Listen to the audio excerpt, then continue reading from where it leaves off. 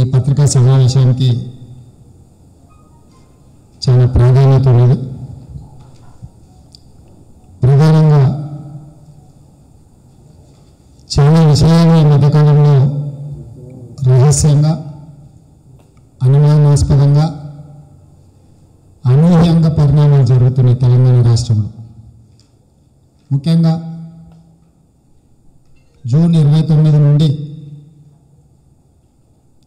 July 11 తారీఖు వరకు ముఖ్యమంత్రి గారు ఎవరికి కనిపించలే, ఎవరికి వినిపించలే.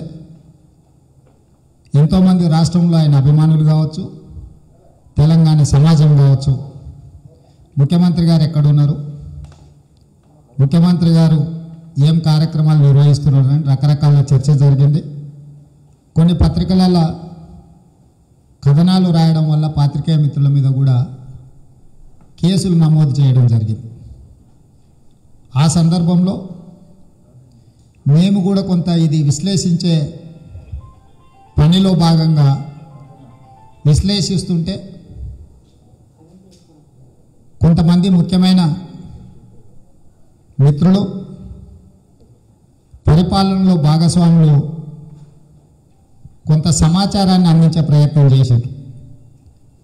ప్రధానంగా ఈరోజు మీ దృష్టికి కొన్ని అంశాలను మీడియా మిత్రుల ద్వారా తెలంగాణ సమాజం ముందు కొన్ని అంశాలను నేను ప్రస్తావించదలుచుకున్నా. ఈ ప్రస్తావించే అంశాలను బట్టి తెలంగాణ సమాజం, పత్రికలు, ప్రసార సాధనాలు కూడా ఆలోచన చేసి ఒక నిర్ణయానికి రావాల్సిందిగా నేను కోరుకుంటున్నా.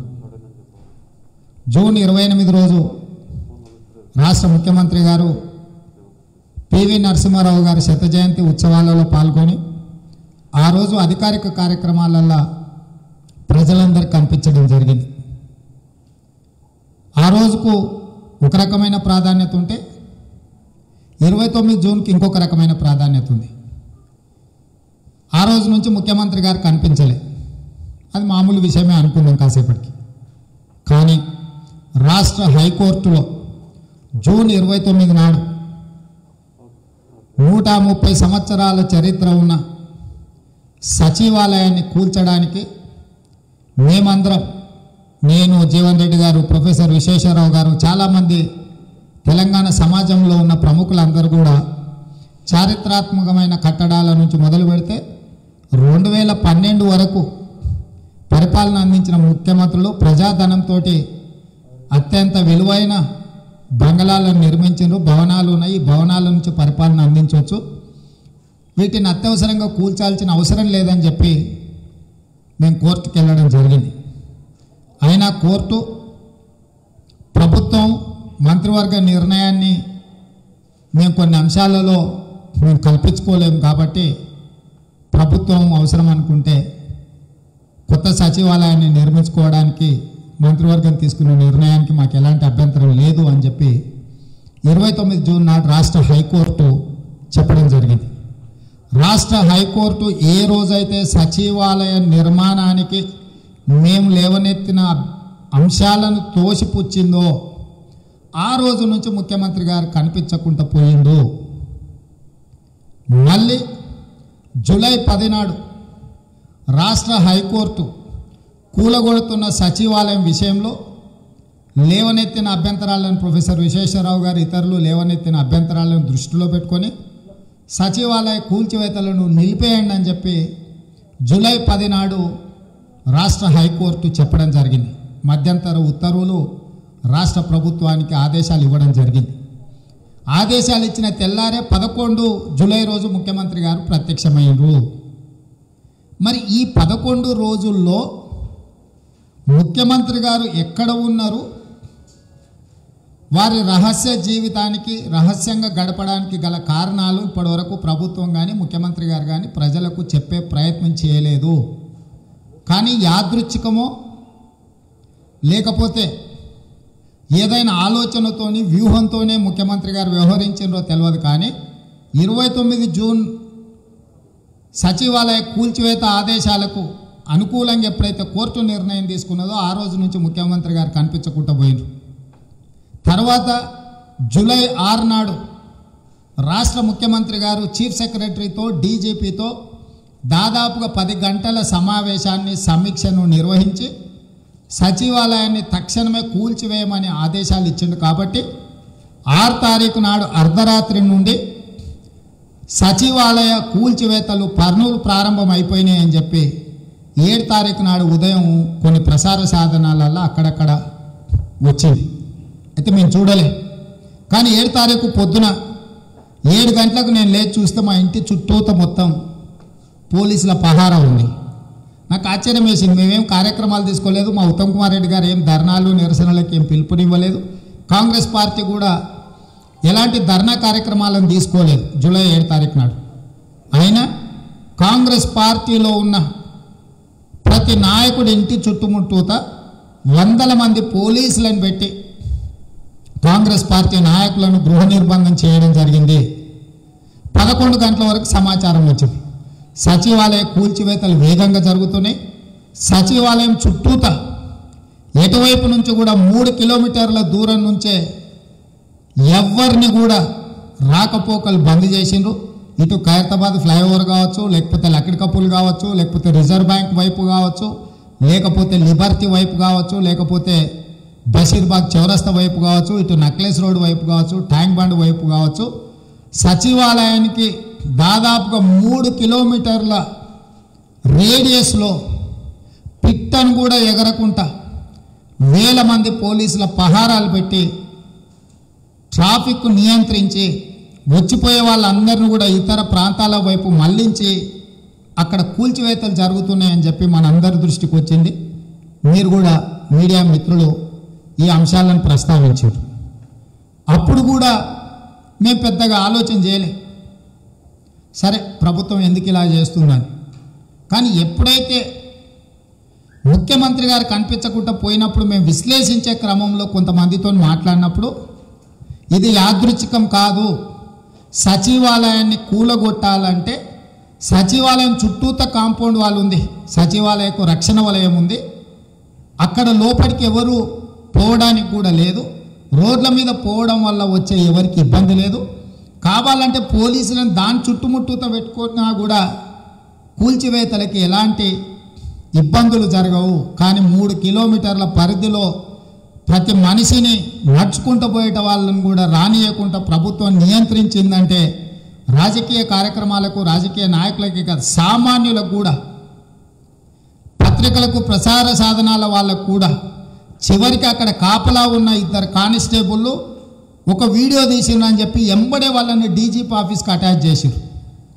లోపల కూల్చివేత పనులకు వెళ్ళే వాళ్ళని సెల్ ఫోన్లు తీసుకుపోకుండా పోలీసులు మొత్తం నకశిక పర్యంతం వాళ్ళందరినీ మొత్తం తనిఖీ చేసి ఏమైనా వాళ్ళ దగ్గర అనుమానాస్పద వస్తువులు ఉంటే కూడా గుంజుకొని లోపలికి పంపించిందని చెప్పి వార్తలు అందినాయి. అసలు ఇంతగా నియంత్రించాల్సిన అవసరం ఏమొచ్చిందని చెప్పి మళ్ళీ కొంచెం లోతుగా పోయినప్పుడు అప్పుడు ఈ అంశం ప్రస్తావనకు వచ్చింది. ఇది నమస్తే తెలంగాణ పత్రికలో రాసిన వార్త. మిగతా పత్రికలు చాలా వార్తలు కూడా పాత్రికేయ మిత్రులకు ఇచ్చిన. ఇది మొదట పెట్టింది నమస్తే తెలంగాణ పత్రిక వార్త. దాని తర్వాత మిగతా పేపర్ నిజాం నిధుల గురించి. ఇక్కడనే తెలంగాణ సమాజం ఆలోచన చేయాలి. ఈ ఆపరేషన్ ఖజానా, ఈ ఆపరేషన్ జీ బ్లాక్ అనేది ఎక్కడ మొదలైంది, దీని నేపథ్యం ఏంది, దీని వెనకాల జరుగుతున్న రహస్యాలేంటివి, దాగి ఉన్న రహస్యాలేంటివి, పాలకుల యొక్క ఆలోచన ఏందో తెలంగాణ సమాజానికి తెలవాలి. 2012లో సచివాలయానికి కూతవేటు దూరంలో ఉన్న విద్యారణ్య పాఠశాల, అది వనపర్తి రాజులకు సంబంధించిన రాజా రామేశ్వరరావు గారికి సంబంధించిన పాత బంగళాలు, వాటికి సంబంధించి అక్కడ కొన్ని నిర్మాణాల కోసం తవ్వినప్పుడు కొన్ని సొరంగాలు, నేలమలిగలు బయటపడ్డాయి. దానికి సంబంధించి అప్పుడు ఆర్కియాలజీ డిపార్ట్మెంట్ వాళ్ళు అక్కడికి వెళ్ళి పరిశీలించి అక్కడ వాటి మీద కొంత పరిశోధన చేసిండ్రు. ఈ పరిశోధనలో తేలింది ఏంటంటే రాజా రామేశ్వరరావు గారికి అక్కడ వనపర్తి మహారాజులకు అక్కడ ఉండడానికి భవనాలు నిర్మించుకోవడానికి వాళ్ళు ఉన్నాడు కాబట్టి వాళ్ళ దగ్గర ఉన్న యొక్క నిధులను దాచిపెట్టుకోవడానికి నేలమలిగలను నిర్మించుకున్నారని చెబుతూ ఆర్కియాలజీ డిపార్ట్మెంట్ ఆ పక్కనున్న హోమ్ సైన్స్ కాలేజీలో కూడా కొన్ని ఇలాంటి సొరంగాలు బయటపడ్డాయని చెప్పి వాటిని కూడా పరిశీలించారు. ఆర్కియాలజీ డిపార్ట్మెంట్కి సంబంధించిన డైరెక్టర్ చెన్నారెడ్డి గారు దాన్ని కూడా పరిశీలించి వీటన్నిటిని కలిపి దీన్ని పూర్తి స్థాయిలో నివేదిక ఇవ్వాలంటే ఆర్కియాలజీ డిపార్ట్మెంట్ ఒకటే సరిపోదు, ఎన్ఎండిసి సహకారం కూడా తీసుకోవాలని చెప్పి ఆనాడు 2012లో ఆర్కియాలజీ డైరెక్టర్ గారు రాష్ట్ర ప్రభుత్వానికి విజ్ఞప్తి చేశారు. రాష్ట్ర ప్రభుత్వ సూచన విజ్ఞప్తి మేరకు national mineral development corporation chairman Narendra Kumar గారు వచ్చి కంప్లీట్గా ఈ విద్యారణ్య స్కూల్ అంటే బిర్లా మందిర్ దిగువ భాగాన, ఇదే కాకుండా టెలిఫోన్ భవన్ పక్కన ఉన్న హోమ్ సైన్స్ కాలేజ్ ఆ భవనాలను, ఆ పక్కలో ఉన్న మింట్ కాంపౌండ్ని, తర్వాత ఇటుపక్కలో ఉన్న జీ బ్లాక్ అంటే గతంలో సైఫాబాద్ ప్యాలెస్. దీనికి ఒక గొప్ప చరిత్ర ఉన్నది. 6వ నిజాం నవాబ్ ఫలక్నమా ప్యాలెస్ ఆ ప్రాంతంలో ప్రజలందరూ ఉన్న తర్వాత పరిపాలనలో అదేవిధంగా ఆయన నివాసం చుట్టూత జనాలు ఎక్కువైన కాబట్టి అతను తన కోసం ఒక ప్రత్యేకమైన ప్యాలెస్ను ఈ హుసేన్ సాగర్ ఒడ్డు మీద ఇప్పుడు జీ బ్లాక్ అని పిలువబడే సచివాలయంలో దాదాపుగా 12 మంది ముఖ్యమంత్రులు రాష్ట్ర పరిపాలన చివరికి ఎన్టీ రామారావు గారు వరకు, కాసు బ్రహ్మానందరెడ్డి నుంచి మొదలు పెడితే, బూర్గుల రామకృష్ణారావు గారి నుంచి మొదలు పెడితే, బెజవాడ పాపిరెడ్డి నుంచి మొదలు పెడితే ఎన్టీ రామారావు వరకు జీ బ్లాక్ నుంచే విజయభాస్కర్ రెడ్డి గారు వీళ్ళందరూ కూడా ముఖ్యమంత్రులుగా ఈ రాష్ట్ర పరిపాలనను సాగించిన జీ బ్లాక్ ఈరోజు సచివాలయం నడిబొడ్డున ఉన్న జీ బ్లాక్ గతంలో సైఫాబాద్ ప్యాలెస్. ఇది 1988లో అప్పుడు నిజాం నవాబు కట్టిన 6వ నిజాం నవాబు తను నివసించడానికి కట్టుకున్న భవనము. ఇది పరిపాలనకుతో పాటు ఆ పక్కనే మింట్ కాంపౌండ్, మనందరికి ఇప్పటికీ కూడా తెలుసు మింట్ కాంపౌండ్. ఆ పక్కనే మింట్ కాంపౌండ్లో అక్కడ నాణ్యాలు ముద్రించేవాళ్ళు, నోట్లు ముద్రించేవాళ్ళు. నాణ్యాలు నిజాం నవాబు కాలంలో బంగారు నాణ్యాలు కూడా ముద్రించేవాళ్ళు, వెండి బంగారు నాణ్యాలతో ముద్రించేవాళ్ళు. ఈ home science college finance department పనిచేయడానికి, ఆ పరిపాలనకు సంబంధించిన ఆర్థిక వ్యవహారాలు చూడడానికి హోమ్ సైన్స్ కాలేజ్ నుంచి పరిపాలన జరిగేది. నిజాం నవాబు జీ బ్లాక్లో నివసించేవాడు. నిజాం నవాబు యొక్క సైఫాబాద్ ప్యాలెస్ అంటారు దాన్ని.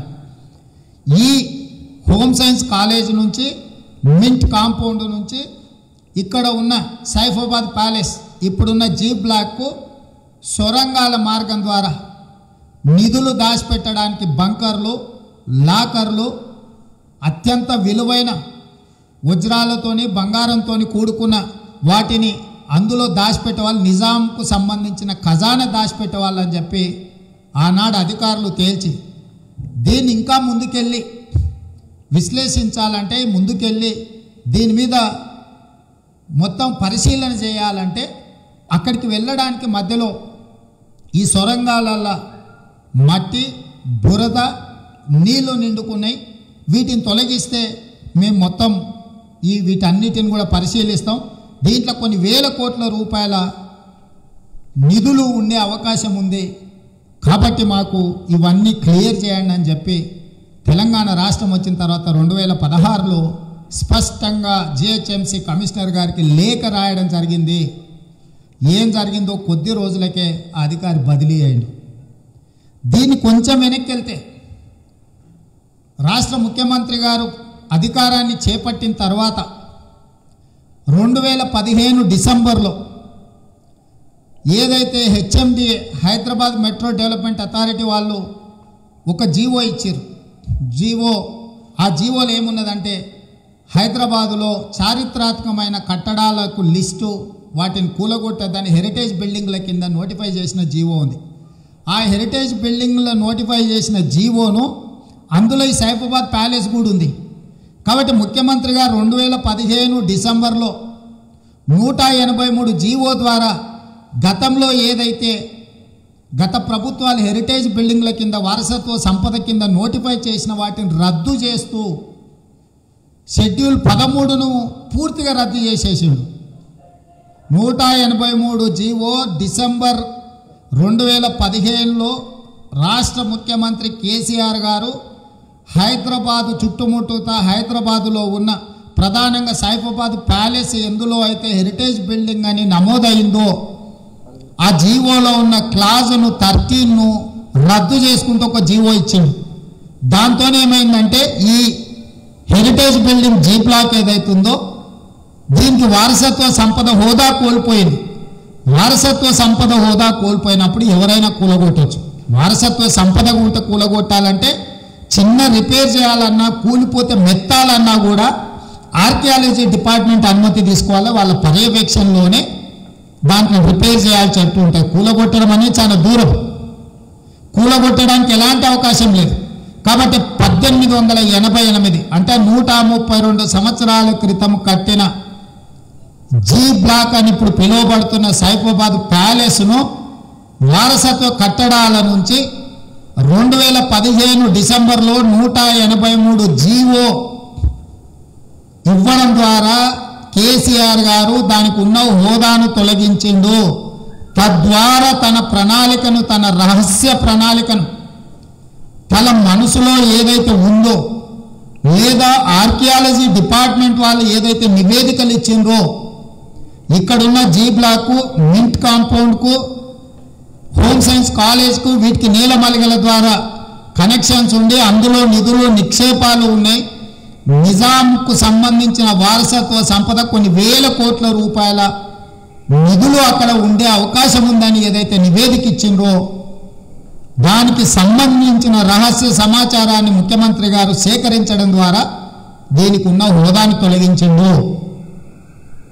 ఆ తర్వాత ఇందులో ఉన్నోడు ఎవడింత పొడుగు కాలేదు, ఎవడు పొడుగైనా అందులో ఉన్నోడు.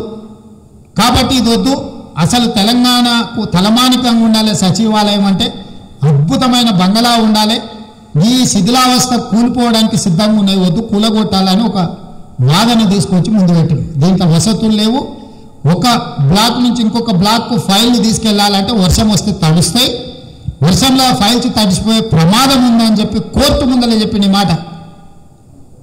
ఏ బ్లాక్ నుంచి బీకు పోవాలన్నా, బి నుంచి సికు పోవాలన్నా, సి బ్లాక్ నుంచి ఇతర బ్లాక్లకు పోవాలంటే సచివాలయ సిబ్బంది ఫైళ్లు పట్టుకొని ఒక బ్లాక్ నుంచి ఒక బ్లాక్ ఎప్పుడైనా పోయేటప్పుడు వర్షం వస్తే ఫైళ్లు తడిసిపోతాయి. కాబట్టి ఫైళ్లను కాపాడడానికి సచివాలయాన్ని అంతా కూలగొట్టి కొత్తది కట్టాలని హైకోర్టు ముందు నేను వేసిన కేసులో రాష్ట్ర ముఖ్యమంత్రి గారు, రాష్ట్ర ప్రభుత్వం స్వయంగా అఫిడవిట్ ఫైల్ చేసింది. 365 రోజులలో వానకాలమే 4 నెలలు, 4 నెలల్లో అప్పుడోసారి వస్తే 30 రోజులు 40 రోజులు వస్తాయి. ఈ 30-40 రోజులలో 10-15 రోజులు మనకి శనివారాలు ఆదివారాలు సెలవులు ఉండనే ఉంటాయి. ఆ వర్షం కూడా పొద్దుట 10 నుంచి 5 గంటలకు వస్తుంది అంటే అది గ్యారెంటీ లేదు. అంటే ఇన్ని 70 ఏళ్ళ పరిపాలన, నిజాం నవాబ్ కాలం నుంచి పరిపాలన జరిగి ఎన్నడూ ఫైళ్లు దాడవలేదు, ఎవడు ఇది దెబ్బతినలేదు. మరి ముఖ్యమంత్రి గారికి ఏం ఆలోచన వచ్చి ఏం కలవడి ఫైళ్లు తలుస్తాయని కూలగొట్టాలనుకున్నాడో ఆ రోజు మేము అట్లా ఆలోచన చేసాం. ఆ తర్వాత 2019లో ఆయన గుంత తీసి టెంకాయ కొట్టింది కొత్తది నిర్మాణం అని. మేమందరం కోర్టుకు వెళ్ళి గగ్గోలు పెట్టింది కూలగొట్టడానికి లేదని. సరే 2020లో ఇప్పుడు ఆ ఉన్న స్టేను తొలగించింది. అంటే ఈ పరిణామ క్రమంలో 2012లో ఎప్పుడైతే విద్యారణ్య స్కూలులో ఏదో కాంపౌండ్ వాళ్ళు కట్టడానికి తవ్వినప్పుడు ఆర్కియాలజీ డిపార్ట్మెంట్ వాళ్ళు అక్కడ ఉన్న పరిస్థితుల మీద సమీక్షించి ఎన్ఎండిసి అనే ఒక కమిటీని అపాయింట్ చేసి కమిటీ నివేదిక ఇచ్చిన తర్వాత హోమ్ సైన్స్ కాలేజీలో కొంత దీన్ని మొత్తం సమీక్షించిన తర్వాత ప్రభుత్వం అధికారులు ఒక నివేదిక ద్వారా రాష్ట్ర ప్రభుత్వానికి చెప్పడం జరిగింది. ఇటు మింట్ కాంపౌండ్, ఇటు హోమ్ సైన్స్ కాలేజు, అటు జీ బ్లాక్ సైఫాబాద్ ప్యాలెస్కు మొత్తం సొరంగాలు ఉన్నాయి. ఇక్కడ మొత్తం నిధులకు సంబంధించి ఇక్కడ ట్రెజరీ ఉంది, ఇక్కడ ఒక ఖజానా ఉన్నది, ఖజానా ఉండడానికి అవకాశం ఉంది. దీన్ని పూర్తిగా ఆర్కియాలజీ డిపార్ట్మెంట్కి హ్యాండ్ ఓవర్ చేసి మాకు కావాల్సిన వసతులు ఇస్తే మేము ఈ ఖజానాను వెలికి తీసి రాష్ట్ర దేశ ప్రయోజనాలకు వినియోగిస్తామని చెప్పి ప్రభుత్వాన్ని అనుమతి అడిగి జిహెచ్ఎంసీని అక్కడ ఉన్న బురద మట్టిని నీళ్ళను తొలగించమని లేఖలు రాస్తే అధికారి ఉద్యోగం మూసిపోయింది తప్ప అనుమతి ఇవ్వలేదు. ఆ తర్వాతనే ప్రణాళికబద్ధంగా 15లో జీవో ద్వారా రద్దు చేసి 17లో ఒక నిర్ణయానికి వచ్చి 18లో మంత్రివర్గ సమావేశాలు ఏర్పాటు చేసి 19లో శిలాఫలకం వేసి 20లో కూలగొట్టే కాడికి వచ్చిండు. ఈ 20లో ఇవాళ కోర్టు స్టే వెకేట్ చేయంగానే కూల్చివేతల మీద ముఖ్యమంత్రి గారు మాయమైంది. 11 రోజుల తర్వాత తిరిగి కోర్టు స్టే ఇచ్చిన తర్వాత ముఖ్యమంత్రి గారు బయటకు వచ్చారు. ఇదొక భాగం. ఎక్కడికి ముఖ్యమంత్రి గారు వెళ్ళిండ్రు, ఏం జరిగింది అనేది ప్రజలకు చెప్పాల్సిన బాధ్యత కరెక్ట్గా మీరు పోయి చూడండి. 29 జూన్ నాడు 2020 నాడు హైకోర్టు సచివాలయ కూల్చివేతల మీద ఎలాంటి అభ్యంతరాలు చెల్లవు అన్న రోజు నుంచి జూలై 10 తారీఖు నాడు కూల్చివేతలను ఆపండి అన్న తర్వాతనే ముఖ్యమంత్రి గారు బయటకు వచ్చింది. 11 రోజులు ముఖ్యమంత్రి గారు ఎక్కడున్నారో ఇదొక రహస్యం. ఈ రహస్యం మీద ఇంతవరకు ప్రభుత్వం ఎలాంటి ప్రకటన చేయలే. నెంబర్ 1. నెంబర్ 2, జూలై 6 తారీఖు నాడు 10 గంటలు సమీక్షించిండు డీజీపీని, చీఫ్ సెక్రటరీని. డీజీపీ, చీఫ్ సెక్రటరీ సాంకేతిక నిపుణులు కాదు, పరిపాలన నిపుణులు మాత్రమే. వాళ్ళిద్దరు అత్యంత నమ్మకస్తమైన బంటులు. కేసీఆర్ యాక్చువల్గా ఒకవేళ కూల్చాలనుకున్నప్పుడు సాంకేతిక నిపుణులతో సమీక్షించాలి, ఆర్ఎండ్బి అధికారులతో సమీక్షించాలి, జిహెచ్ఎంసీ అధికారులతో సమీక్షించాలి, లేకపోతే హుడా హైదరాబాద్ అర్బన్ డెవలప్మెంట్ అథారిటీతో సమీక్షించాలి. ఎందుకంటే కూల్చివేతలు ఎలా కూల్చాలా అనేది సాంకేతిక నిపుణులు చెప్పాలి, కూల్చివేత పనులను ఆర్ఎండ్బి డిపార్ట్మెంట్ పర్యవేక్షించాలి, కూల్చివేత శిథిలాలను ఎక్కడ డంప్ చేయాలనో హుడా అధికారులు చెప్పాలి, కూల్చివేతలకు అనుమతులు ఇవ్వాల్సింది మున్సిపల్ అధికారులు. వీళ్ళెవ్వరు లేరు. అత్యంత నమ్మకస్తులైన బంటులు. కేసీఆర్ గారు చూసిరా అంటే కాల్చొచ్చేటోళ్ళు, కేసీఆర్ కోసం అవసరమైతే గొంతులు కోసేలాంటి ఇద్దరు అధికారులు సోమేష్ కుమార్, మహేందర్ రెడ్డితో 10 గంటలు సమీక్షించిందని పత్రికలలో వచ్చింది. ఇంత రహస్యం ఎందుకు?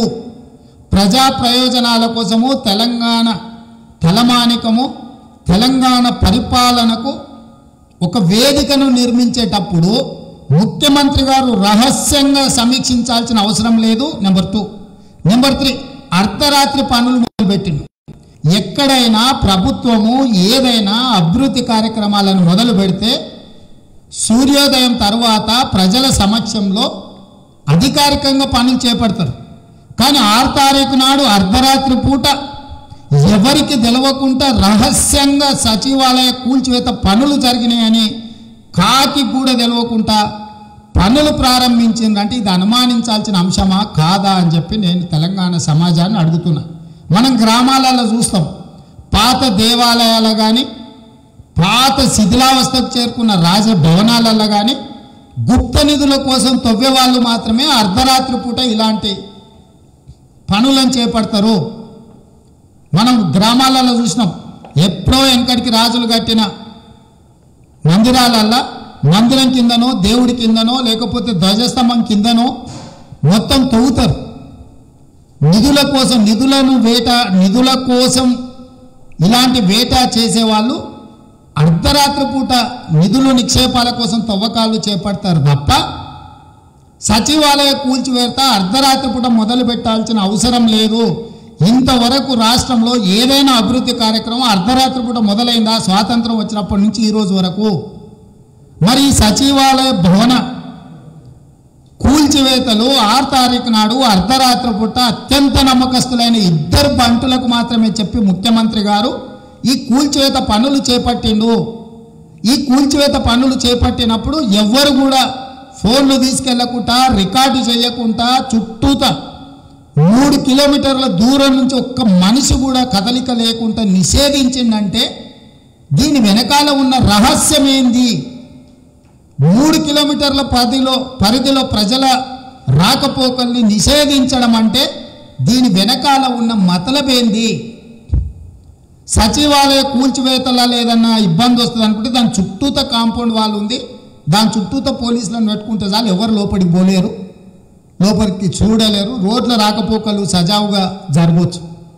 కానీ 3 కిలోమీటర్ల పరిధిలో ఎవరికి కనుచూపు దూరంలో కూడా కనిపించకుండా రహస్యంగా కూల్చివేత పనులు డీజీపీ, చీఫ్ సెక్రటరీ పర్యవేక్షణలోనే జరిగినాయన్నారు. 2 కానిస్టేబుల్ ఫోటోలు తీస్తేనే వాళ్ళని వెంబడే డీజీపీ ఆఫీస్కి అటాచ్ చేసి వాళ్ళ మీద చర్యలు తీసుకున్నారని చెప్పి మనం వార్తలు వస్తున్నాయి.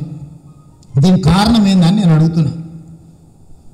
ఇవాళ సాంకేతిక నిపుణులు, ఆర్కియాలజీ డిపార్ట్మెంట్ వాళ్ళు, national mineral development corporation NMDC వాళ్ళు అక్కడ నిజాము 1888లో నిర్మించిన సైఫాబాద్ ప్యాలెస్ కింద ఖజానా ఉండడానికి అవకాశం ఉంది, ఇక్కడ ఖజానా ఉండడానికి ఎందుకు అవకాశం ఉందంటే మింట్ కాంపౌండ్కు అక్కడికి ఇక్కడికి రహస్య సొరంగం ఉన్నది. మింట్ కాంపౌండ్లో బంగారు నాణాలు, వెండి నాణాలు, ఇతర నాణాలను ముద్రించే వాళ్ళు కాబట్టి ఇక్కడ నిధులు ఉండే అవకాశం ఉంది. అదేవిధంగా పరిపాలనకు సంబంధించి హోమ్ సైన్స్ కాలేజ్ నుంచి పరిపాలన జరిగింది. ఫైనాన్స్ డిపార్ట్మెంట్ అప్పుడు అక్కడి నుంచి నడిచింది కాబట్టి అది అక్కడి నుంచి రహస్య సొరంగ మార్గం ఉన్నది. నిజాం నవాబు తన కోసం కానీ తన దగ్గర ఉన్న ఆస్తులను ఖజానా రూపంలో నేలమలిగలో దాచుకున్నాడని చెప్పి నివేదికలు ఉన్నాయి. ఈరోజు ఆర్కియాలజీ డిపార్ట్మెంట్ వాళ్ళు, ఎన్ఎండిసి డిపార్ట్మెంట్ వాళ్ళు, ఇతర ఈ పురావస్తు శాఖకు సంబంధించి ఇది అంటే హెరిటేజ్ బిల్డింగ్ అని చెప్పి డిపార్ట్మెంట్స్ చెబుతున్న సందర్భంలో ఎందుకు ఆర్కియాలజీ డిపార్ట్మెంట్ పర్యవేక్షణలో ఈ కూల్చివేతలు జరగలేదు? ఎందుకు 2016లో ఆర్కియాలజీ డిపార్ట్మెంట్ వాళ్ళ అనుమతి అడిగి అక్కడున్న మట్టిని, బురదను తొలగించి, నీళ్లను తొలగించి దాన్ని పూర్తిగా పరిశీలించడానికి, అక్కడ పరిశోధన చేయడానికి ఎందుకు ప్రభుత్వం అనుమతి ఇవ్వలేదు? ఇవాళ కూడా హెరిటేజ్ బిల్డింగు, అక్కడ ఉన్న నేలమలిగలు, అక్కడ మింట్ కాంపౌండ్ నుంచి, హోమ్ సైన్స్ కాలేజ్ నుంచి, విద్యారణ్య స్కూల్ నుంచి ఏవైతే నేలమలిగల ద్వారా దీంట్లో మొత్తం లాకర్స్ ఇవన్నీ ఉన్నాయో, చెస్లు ఉన్నాయని వాళ్ళు రాసిండ్రు. వీటన్నిటిని పరిశీలించడానికి రాష్ట్ర ప్రభుత్వము ఎందుకు ఆర్కియాలజీ డిపార్ట్మెంటును, ఎన్ఎండిసి డిపార్ట్మెంటును ఇందులో భాగస్వాములు చేయలేదు కూల్చివేతలల్లా? ఎందుకు రహస్యంగా 3 కిలోమీటర్ సచివాలయానికి చుట్టుముట్టుత ఒక వలయం లాగా 3 కిలోమీటర్ల పరిధిలో ఒక్క మనిషి, ఒక్క పురుగును కూడా చొరబడకుండా నిషేధించిందంటే దీని వెనకాల ఉన్న రహస్యం ఏంది? 29 జూలై 11 తారీఖు వరకు ముఖ్యమంత్రి గారు ఎక్కడికి వెళ్ళిండ్రు? కోర్టు కూలగొట్టడానికి అనుమతి ఇచ్చిన రోజు నుంచి కూల్చివేతల మీద స్టే ఇచ్చే వరకు 11 రోజుల మధ్యలో ముఖ్యమంత్రి గారి కార్యాచరణను ప్రజలకు వివరించాల్సిన బాధ్యత ఈ రాష్ట్ర ముఖ్యమంత్రి మీద ఉన్నది. ముఖ్యమంత్రి గారు రహస్యంగా కూల్చివేయాల్సిన అవసరం ఉన్నదా సచివాలయము? రాష్ట్ర ప్రజల యొక్క విశాల ప్రయోజనాల దృష్ట్యా సచివాలయాన్ని కూలగొట్టిది కొత్తది నిర్మించాలనుకున్నప్పుడు బహిరంగంగా ప్రజల సమక్షంలోనే ముఖ్యమంత్రి గారు కూల్చివేతలు చేపట్టవచ్చు, కొత్తది నిర్మించవచ్చు. కోర్టే అనుమతించినాక నీకున్న ఇబ్బంది ఏంది? నిన్ను వద్దన్నది ఎవరు? మేమందరం లా అబైడింగ్ సిటిజన్స్మే కదా. కోర్టు అనుమతి ఇచ్చినప్పుడు కూలగొట్టడానికి నీకు అన్ని అధికారాలు ఉన్నాయి. అలాంటిది మరి ఎందుకు నిషేధించినవు? అక్కడ గతంలో కేంద్ర ప్రభుత్వం పోఖ్రాన్లో అణుబాంబు ప్రయోగం చేసినప్పుడు కూడా ఇంత రహస్యంగా చేయలే. శ్రీహరికోటలో రాకెట్ను ఆకాశంలో పంపించేటప్పుడు కూడా ఇంత రహస్యంగా ఎప్పుడు చేయలే. పిలిచి కూర్చోబెడతారు, చూడు రాకెట్ ప్రయోగం మేము ఎలా చేస్తున్నాము అని. రాజస్థాన్లో పోఖ్రాన్లో అణుబాంబు ప్రయోగం చేసినప్పుడు కూడా ప్రభుత్వం అంత రహస్యంగా చేపట్టలేదు. అక్కడున్న ప్రజలకు ఎవరిని నిషేధించలేదు రాకపోకల్ని. అణుబాంబు పోఖ్రాన్లో అణుబాంబు ప్రయోగానికంటే, శ్రీహరికోటలో రాకెట్ ప్రయోగానికంటే రాష్ట్ర సచివాలయ కూల్చివేత అంతకంటే రహస్యమైనదా? ఎందుకు రాష్ట్ర ముఖ్యమంత్రి గారు ఇంత రహస్యంగా అర్ధరాత్రి పూట చీకట్లో ఎందుకు కూల్చివేతలు మొదలుపెట్టింది? ఏమేం కూల్చేసిండు? దీనికి ఏమైనా రికార్డు ఉందా? దీన్ని వీడియోలో ఏమైనా బంధించిందా? అసలు ఏం జరుగుతుంది? కాబట్టి కాంగ్రెస్ పార్టీ స్పష్టంగా రాష్ట్ర ప్రభుత్వాన్ని డిమాండ్ చేస్తుంది, తక్షణమే ఆర్కియాలజీ డిపార్ట్మెంటును, ఎన్ఎండిసి డిపార్ట్మెంటును, ఇతర సాంకేతిక నిపుణులతో ఒక కమిటీని నియమించి వాళ్ళ పర్యవేక్షణలో ఫస్ట్ పరిశోధన జరగాలి. హోమ్ సైన్స్ కాలేజ్ నుంచి, మింట్ కాంపౌండ్ నుంచి, విద్యారణ్య భవనాల నుంచి, జీ బ్లాక్ సైఫాబాద్ ప్యాలెస్కి ఏవైతే సొరంగాలు ఉన్నాయో ఈ సొరంగాలలో గుప్త నిధులు ఉండడానికి అవకాశం ఉందని అధికారులు నివేదిక ఇచ్చింది. కాబట్టి కూల్చివేతల కంటే ముందు రాష్ట్ర ప్రభుత్వం ఈ సాంకేతిక నిపుణులతోని పూర్తిగా ఈ విషయాన్ని విశ్లేషించి పరిశోధించి పరిశోధనకు అవసరమైన అన్ని వసతులు రాష్ట్ర ప్రభుత్వం ఏర్పాటు చేసి దీన్ని పూర్తిగా ఒక రికార్డులోకి తీసుకురావాలి. వీటిని నిక్షిప్తం చేయాల్సిన అవసరం ఉన్నది. ఎందుకంటే ఎప్పుడో నిజాం పాలకులు 133 సంవత్సరాల క్రితం నిర్మించిందంటే అక్కడ నుంచి ఏదైతే లావాదేవీలు జరిగినో నిజాం ఎంత ప్రపంచంలోనే ధనవంతుడు అన్నాడు. నిజాం దగ్గర వేల లక్షల కోట్ల రూపాయల వజ్ర వైడూర్యాలు ఉన్నాయి, వాళ్ళ ఖజానాలో ఉన్నాయని మనకు అందరికీ తెలుసు. కానీ అవి ఎక్కడెక్కడ దాచిపెట్టినో మనకు తెలియదు. మరి నమస్తే తెలంగాణనే ఈ 5 స్థలాలలో ఉన్నాయని చెప్పి కేసీఆర్ గారి మానసపుత్రిక నమస్తే తెలంగాణలోనే 5 రహస్య స్థావరాలలో, అంటే అందులో mint compound, home science college, G బ్లాక్ను వీటిని కోట్ చేస్తూ నమస్తే తెలంగాణ పత్రికలనే రాశారు. ఇవాళ నేను చాలా పత్రికల పేపర్ కటింగ్లు గతంలో విశ్లేషించిన వాటిని, గతంలో నిజాం అన్వేషణ నిధుల కమిటీ వేసింది అన్నారు. నిజాం ఆస్తుల కోసం ఒక కమిటీ, ఎక్కడ పోయింది కమిటీ? నిజాం గుప్త నిధుల గురించి చాలా మొత్తం నిజాం నిధి నిక్షేపం అని చెప్పి సేమ్ సచివాలయానికి సంబంధించిన అంశాల మీదనే గతంలో పత్రికలు రాసినాయి. 2016లో కూడా పత్రికలు విశ్లేషించినాయి. ఇది ఇండియన్ ఎక్స్ప్రెస్ ఆర్టికల్. జీ బ్లాక్లోనే కంప్లీట్గా అదే విషయం రాసిండు. జీ బ్లాక్ కింద అప్పుడు కేసీఆర్ గారు కూలగొట్టాలనే ఆలోచన వచ్చినప్పుడు స్పష్టంగా Indian express, Hindu, times of India అన్ని పత్రికల కటింగ్లు పెట్టి ఒక పేపర్ చూపిస్తున్నాం. జాతీయ స్థాయిలో ఉన్న ప్రతి ఆంగ్ల పత్రికలు స్పష్టంగా జీ బ్లాక్ కింద గుప్త నిధులు ఉన్నాయి, ఈ సచివాలయ కూల్చివేత ఆలోచన ముఖ్యమంత్రికి వచ్చినప్పుడు వీటి పట్ల ఎలాంటి చర్యలు తీసుకుంటున్నాడని చెప్పి పత్రికలు రాసినాయి. మరి ఎందుకు ఇవాళ ఏ ఒక్క పత్రిక కానీ, ఏ ఒక్క టీవీ కానీ, ఏ ఒక్క దాంట్లో కానీ ఈ గుప్త నిధులకు సంబంధించిన అంశాలు ప్రస్తావనకు వస్తలేవు అంటే వీళ్ళని ఎవరు నియంత్రిస్తున్నారు? గతంలో విద్యారణ్య కానీ, హోమ్ సైన్స్ కానీ, మింట్ కాంపౌండ్ కానీ, Saifabad palace alias G block విషయంలో గుప్త నిధుల గురించి రాసిన పత్రికలు, ప్రసార సాధనాలు ఈరోజు మౌనంగా ఉన్నాయి. రాష్ట్ర ప్రభుత్వం కూడా మౌనంగా ఉంది. పత్రికలు, ప్రసార సాధనాలు మౌనంగా ఉండడానికి ఎవరి ఒత్తిడి ఉన్నది? ప్రభుత్వం ఈ అంశం గురించి పల్లెత్తు మాట మాట్లాడకుండా రహస్యంగా ఈ అంశాలను దాచిపెడుతుందంటే దీని వెనకాల ఉన్న మతలబేంది? వీటన్నిటిని దృష్టిలో పెట్టుకొని రేపు హైకోర్టులో ఈ కూల్చివేతల మీద స్టే మళ్ళొకసారి చర్చకు రాబోతుంది. నేను రాష్ట్ర ప్రధాన న్యాయమూర్తి గారికి విజ్ఞప్తి చేస్తున్న సవినయంగా, సూమోటో కింద వీటన్నిటిని తీసుకొని మీరు తక్షణమే వీటి మీద ఒక కమిటీని కాన్స్టిట్యూట్ చేయవలసిందిగా నేను రాష్ట్ర ప్రధాన న్యాయమూర్తి గారికి నేను విజ్ఞప్తి చేస్తున్నా. ఒక బాధ్యత కలిగిన పార్లమెంట్ సభ్యుడిగా, చట్టాలు శాసనాలు చేసే ప్రజాప్రతినిధిగా, తెలంగాణ ఉద్యమంలో క్రియాశీలక పాత్ర పోషించిన తెలంగాణ ప్రజల తరఫున ప్రశ్నించే గొంతుకగా ఈరోజు రాష్ట్ర హైకోర్టుకు ప్రధాన న్యాయమూర్తి గారికి నేను సవినయంగా విజ్ఞప్తి చేస్తున్నా. సూమోటో కింద తీసుకొని రాష్ట్ర ప్రభుత్వ చేతిలో నుంచి సచివాలయ కూల్చివేతలు, ఈ ట్రెజరీ హంట్ను, ఈ ఏదైతే నిధుల వేట ఉన్నదో ఆర్కియాలజీ డిపార్ట్మెంట్ పర్యవేక్షణలో, హైకోర్టు పర్యవేక్షణలో దీని పట్ల స్పష్టతనివ్వాల్సిన బాధ్యత ఉన్నది. ఆ తర్వాతనే కూల్చివేతల అంశం ప్రస్తావనకు రావాలి. మొట్టమొదట కాంగ్రెస్ పార్టీ డిమాండ్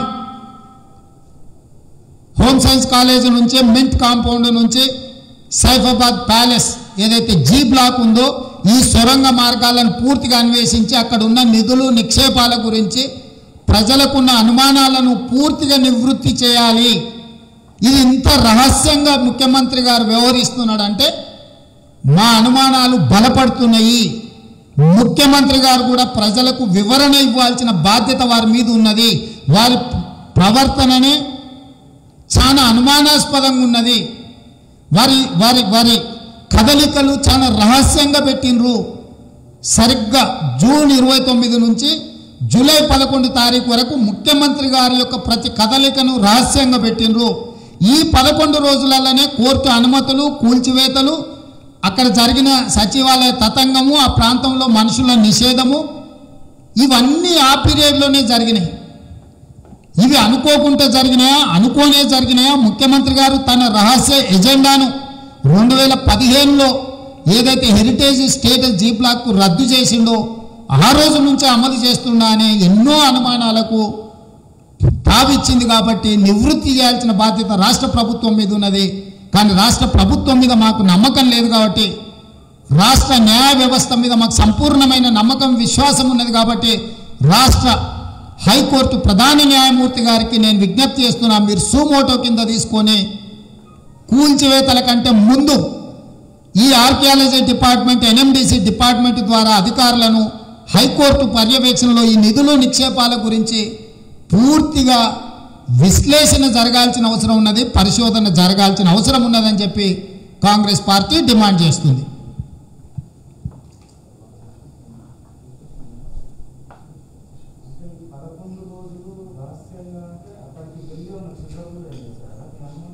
అది ఆయన్ని చెప్పాలి. ఒక ముఖ్యమంత్రి అయినవాడు పారదర్శకంగా ప్రజలకు ఎలాంటి పరిస్థితినైనా ప్రజలకు వివరించాలి, ప్రజలకు కనిపించాలి. ముఖ్యమంత్రి గారు కనిపించలేదు. రెండవది, ఇక్కడ మొత్తం నిషేధించింది ప్రాంతాన్ని. ఏం జరిగిందనే అనుమానం ఉన్నది. ఎంతోమంది నాకు ఫోన్లు చేస్తున్నారు, ఏం జరుగుతున్నాయి సార్ రాష్ట్రంలో, అసలు ఏంది ముఖ్యమంత్రి గారు కనిపించలేదు, ఇదంతా కూడా ఓదానికి ఒకటి డాట్స్ కనెక్ట్ చేస్తూ వచ్చింది. మేము కూడా ఇంత లోతుగా పోలే, ఇంకెవరో కొంతమంది మిత్రులు కొంచెం తెలివి కల్లోలు వీటన్నిటిని కూడా డాట్స్ కనెక్ట్ చేసి అసలు మీరు ఎప్పుడు ముఖ్యమంత్రి లేడు అంటూ దీని వెనకాల జరుగుతున్న తతంగం మీద మీకు ఈ లైన్స్లో మీరు ఒకసారి ఆలోచన చేయండి అని అంటే అవన్నీ పేపర్ కటింగ్, లేకపోతే ఇన్ని పేపర్ కటింగ్లు మాకు దొరకడం కష్టం.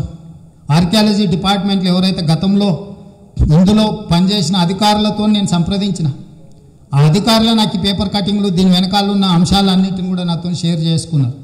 ఇప్పుడు ప్రభుత్వంలో ఉన్న అధికారులు కూడా జరుగుతున్న కొన్ని పరిణామాలను సూచనప్రాయంగా వాళ్ళకు కూడా ఉద్యోగ భద్రతనో ఉద్యోగ భయమో లేకపోతే రకరకాల భయాలు ఆందోళనలు ఉంటాయి కదా, సూచనప్రాయంగా ఇచ్చిన అంశాలను అన్నిటిని క్రోడీకరించి తెలంగాణ సమాజం ముందల పెడుతున్నా.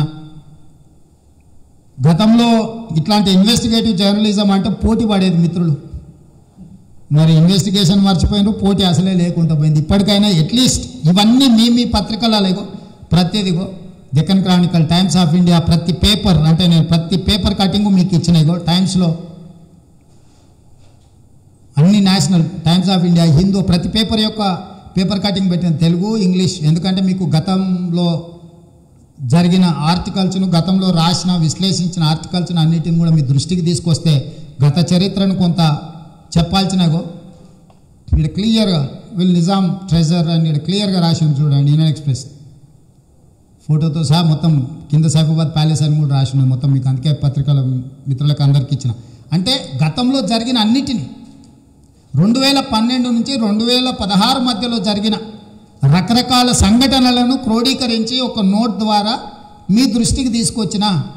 ఇవాళ మా మిత్రుడు జాయింట్ సెక్రటరీ వేణుగోపాలరావు గారు, డాక్టర్ మల్లురవి గారు మీకు అయితే తెలుసు, చామల కిరణ్ రెడ్డి, మా ఎస్సీసీఎల్ అధ్యక్షుడు ప్రీతం, మేమందరం కలిసి ఇంత కరోనా, ఇంత అన్ని రకాల సమస్యలు, ప్రజలు ఎన్నో సమస్యలను ఎదుర్కొంటున్నా కూడా ఈ అంశాన్ని ఎందుకు ఇప్పుడు ప్రస్తావించాల్సి వచ్చిందంటే రేపు హైకోర్టులో కేసు వస్తుంది. ఇది అత్యవసరం. కొన్ని లక్షల కోట్ల ఖజానా ఒకవేళ ఇందులో ఉంటే, కొన్ని లక్షల కోట్ల విలువైన ఖజానా తెలంగాణ ప్రజల సొత్తు. దీన్ని కాపాడాల్సిన బాధ్యత మన అందరి మీద ఉంది. ప్రజలందరూ కరోనా కష్టాలలో ఉన్నప్పుడు, కరోనాను ఎదుర్కొంటున్నప్పుడు, కరోనాను నియంత్రించడానికి, కరోనాను ఎదుర్కోవడానికి ప్రణాళికలు వేయాల్సిన ముఖ్యమంత్రి అర్ధరాత్రి పూట అర్జెంటుగా సచివాలయాన్ని కూలగొట్టడానికి నిర్ణయం తీసుకున్నాడంటే ముఖ్యమంత్రి గారి ప్రాధాన్యత కానీ ఆయన ఆలోచన కానీ ఎట్లున్నది అనేది కూడా ప్రజలకు చెప్పాల్సిన బాధ్యత మా మీద ఉన్నది కదా. డెఫినెట్గా వినిపించేటోళ్ళు వినిపిస్తారు. ఇప్పుడు నేను అనేది అందుకే సూమోటోగా తీసుకోమని. ఇప్పుడు పిటిషన్ వేసిన వాళ్ళు ఈ రకమైన వాదనలు కోర్టులో ఎట్లాగ వినిపిస్తారు. కానీ నేను కూడా ఒక బాధ్యత కలిగిన ప్రజాప్రతినిధిగా కోర్టుకు విజ్ఞప్తి చేస్తున్నాను. గతంలో ఒక కార్డు ముక్క రాసినా, ఒక ఉత్తరం రాసినా, లేకపోతే పత్రికలలో వచ్చిన ఆర్టికల్స్ని తీసుకొని కూడా కోర్టులు సూమోటో కింద తీసుకొని ఆదేశాలు ఇచ్చిన సంఘటనలు ఉన్నాయి. మీకు అందరికీ తెలుసు, మీకు ఇంకెక్కువ తెలుసు. కాబట్టి ఇవాళ ఇన్ని అంశాలను నేను ప్రస్తావిస్తున్నాను కాబట్టి కనీసము కోర్టు ఈ అంశాన్ని సూమోటోగా తీసుకొని మొదట ఈ నిజాం ఖజానా మీద మొత్తం పరిశోధన జరిగిన తర్వాతనే కూల్చివేతలు అనే అంశాన్ని ప్రభుత్వం ముందుకు తీసుకురావాలి. కోర్టు ఆ విధంగా ప్రభుత్వానికి ఆదేశాలు ఇవ్వాలని చెప్పి కాంగ్రెస్ పార్టీ కోరుకుంటుంది. మా టుడే టుమారో యూట్యూబ్ ఛానల్ చూస్తున్నందుకు చాలా థ్యాంక్స్. మరిన్ని లేటెస్ట్ వీడియోస్ కోసం వెంటనే సబ్స్క్రైబ్ చేయండి. అలాగే ఈ బెల్ ని కూడా రింగ్ చేసేయండి. మా నోటిఫికేషన్స్ అన్ని మీ మొబైల్లో వస్తాయి. అలాగే మా వీడియోస్ మీకు నచ్చితే లైక్ చేయండి, షేర్ చేయండి, నచ్చకపోతే కామెంట్ చేయండి.